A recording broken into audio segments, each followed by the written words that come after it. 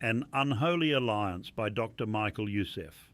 In 2014, the Salafi jihadist organisation that calls itself the Islamic State, also known as ISIS or Daesh, declared itself to be the global caliphate, claiming to have religious and political authority over all Muslims throughout the world.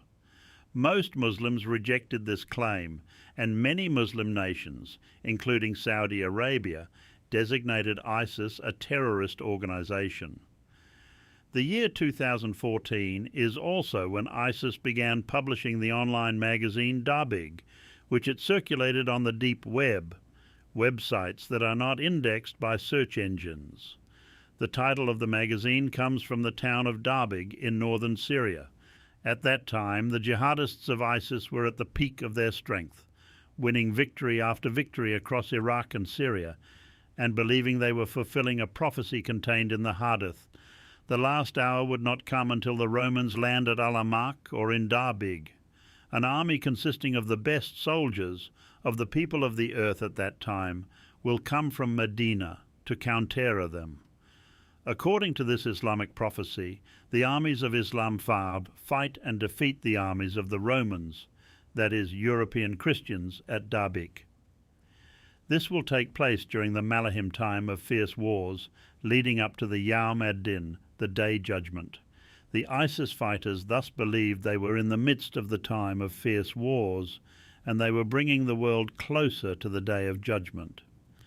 ISIS also used their magazine Dabiq as a recruitment tool to attract Muslims from around the world to join the caliphate and fight their way to the town of Dabiq for the long prophesied battle.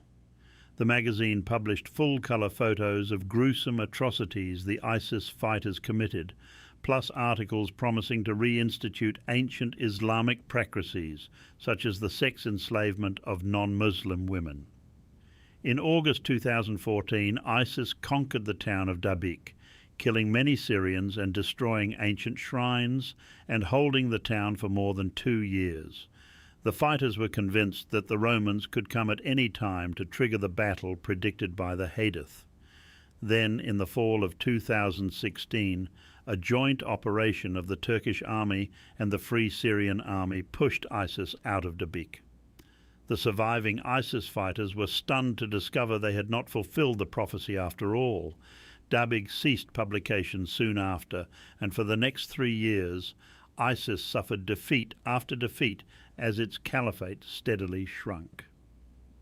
In March 2019, the global coalition liberated the last remaining ISIS stronghold in Baghouz in eastern Syria, and so ISIS was territorially defeated, losing all the land it had once controlled in Iraq and Syria. The self-declared caliphate ceased to exist.